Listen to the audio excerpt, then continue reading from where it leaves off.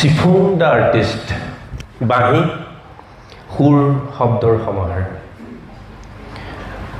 তিনিগৰাকীকৈ প্ৰয়াত শ্ৰদ্ধা জনোৱাৰ প্ৰয়াস আৰু লগতে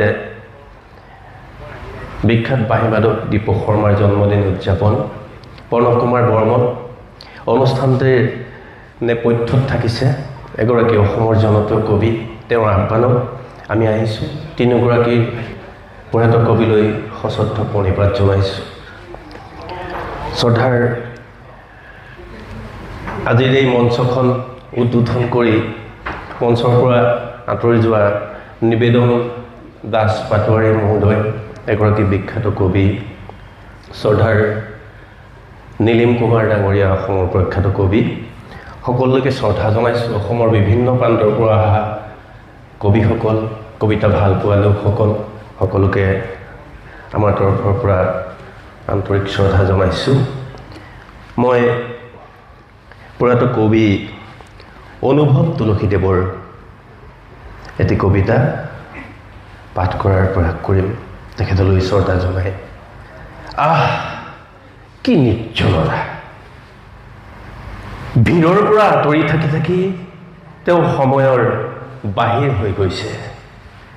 তাতোচোন কোলাহল, তাতোচোন টিটকাৰী।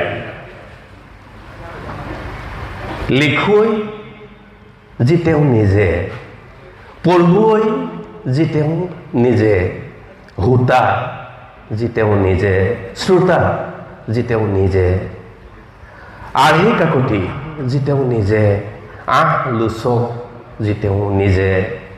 তেওঁৰ মাজতে অস্বাভাৱিক ভিৰ, চৰম অস্বস্তিত তেওঁ কুচি মুচি হাতৰ কাগজ হাতৰ পৰা পিছলি গৈছে।